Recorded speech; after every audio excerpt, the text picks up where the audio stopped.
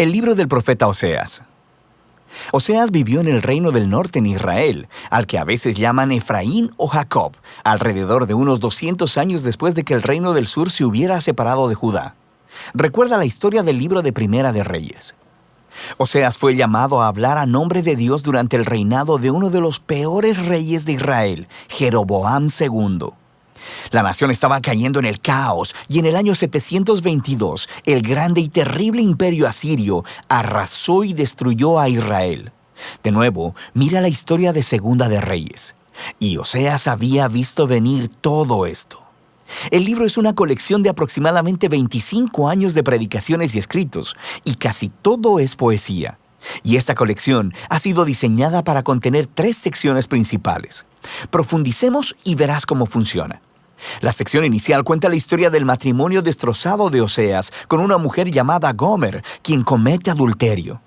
Ahora, no es completamente claro si Gomer se acostaba con otros hombres antes o solo después de que se casaron, pero ellos tuvieron 3 hijos y luego las cosas se desmoronaron. El punto importante es que Dios le dice a Oseas que a pesar de la infidelidad de Gomer, él debe ir a buscarla, pagar sus deudas a sus amantes y comprometerse en su amor y fidelidad hacia ella una vez más.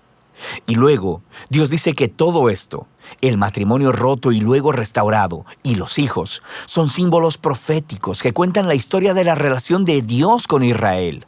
Dios ha sido como un marido fiel a Israel. Él los rescató de la esclavitud, los llevó al monte Sinaí, donde entró en un pacto con ellos. Les pidió ser fieles únicamente a Él. Pero luego, Él llevó a Israel a la tierra prometida, y ellos tomaron toda la abundancia que Él les dio y la dedicaron a la adoración al dios cananeo Baal. Así que Dios tiene una razón legítima.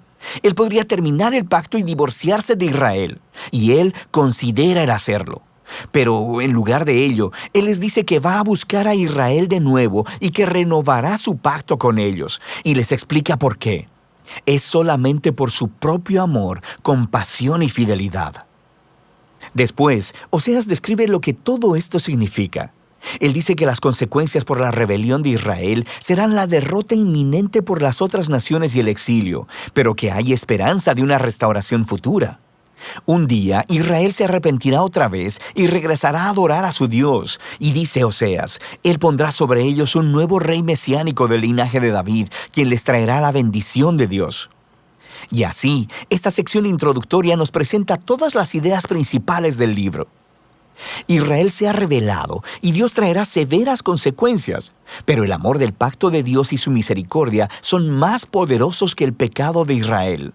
Así que en las secciones restantes del libro, la poesía de Oseas desarrolla estos temas con mayor profundidad.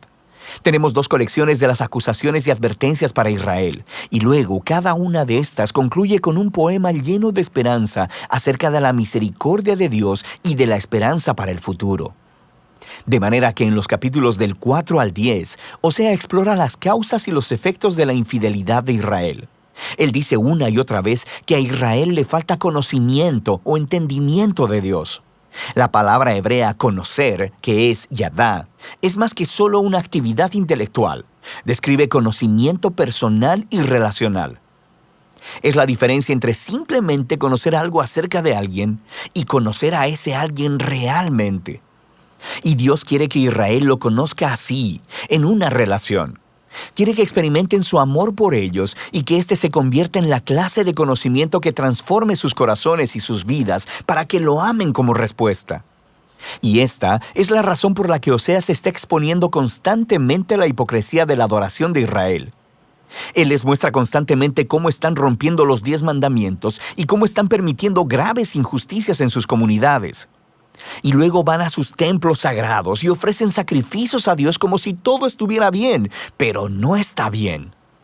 Y no solo por su hipocresía, sino porque también están adorando a todos estos otros dioses. Muchas veces Él menciona sus altares a Baal en las ciudades de Betel y Gilgal. Y ellos no solamente han entregado su lealtad a otros dioses, también Oseas acusa repetidamente a Israel de confiar en sus alianzas políticas con Egipto y Asiria. En lugar de confiar en que Dios los protegerá, ellos quieren hacerse similares a esas otras naciones y confiar solamente en el poder militar.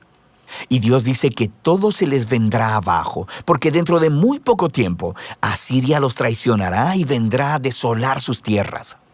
Y en esta otra sección de advertencia, Oseas da una lección de historia sobre el antiguo Israel para mostrar cómo esta familia ha sido infiel desde el principio. Él alude a la traición y a las mentiras del patriarca Jacob. Recuerda a Génesis 27 y 28. Él alude a la rebelión de Israel en el desierto. Recuerda el libro de Números. Él alude al nombramiento del corrupto rey Saúl, quien llevó al pueblo al pecado y al desastre. Recuerda las historias en Primera de Samuel. Y todo esto es la manera de Oseas decir que algunas cosas en esta familia nunca cambian. Así que, ¿qué esperanza tiene Oseas? Bueno, sabemos por el capítulo 3 que Dios hará algo para salvar y restaurar a su pueblo, y eso es lo que exploran estos dos capítulos finales. El capítulo 11 es hermoso. El poema muestra a Dios como un padre amoroso que crió a su hijo Israel y luego compartió todo con él. Pero el hijo creció y se rebeló contra el padre, aprovechándose de su generosidad. Entonces, en este poema, Dios está emocionalmente destrozado. En un momento está enojado y naturalmente dice que traerá severas consecuencias, pero al siguiente está quebrantado de corazón. Y luego, Él dice que es movido por su misericordia y compasión y que Él perdonará al hijo que ama. Él dice, ¿cómo te abandonaré, Efraín?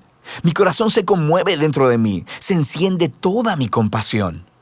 Y así, aunque Dios permitió que Israel fuera conquistado por Asiria y enfrentara las consecuencias, esa no es la última palabra de Dios. Todavía hay esperanza, y de eso se trata el último capítulo. Oseas llama a Israel a arrepentirse y a volverse a su Dios, pero él sabe que no durará porque nunca lo ha hecho antes.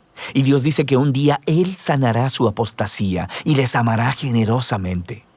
Dios continúa describiendo a este nuevo y restaurado Israel como un árbol frondoso que tendrá raíces profundas y amplias ramas, y le ofrecerá sombra y fruto a todas las naciones. Es una imagen de la promesa de Dios a Abraham, de cómo Israel se convertirá en una bendición a las naciones.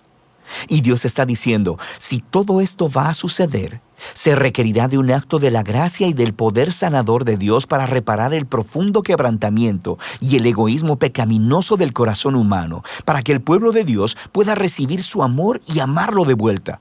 Eso es lo que Dios promete hacer. Ahora, después de este poema encontramos las últimas palabras del libro. Son como una nota añadida. Probablemente son del autor que reunió la poesía de Oseas y ahora quiere hablarte a ti, al lector, por un momento. Y él dice, ¿quién es sabio y prudente para entender todo esto? En otras palabras, los poemas de Oseas. Los caminos del Señor son rectos y los justos andan por ellos, pero los rebeldes tropiezan en ellos. Así que el autor quiere que sepas que la poesía de Oseas para el reino del norte, Israel, no está encadenada al pasado. Esta revela profundas verdades acerca del carácter de Dios, de sus propósitos y de la naturaleza humana. Y aunque Dios debe y trae su justicia sobre la maldad humana, su propósito final, su corazón, es sanar y salvar a su pueblo. Y de eso se trata el libro de Oseas.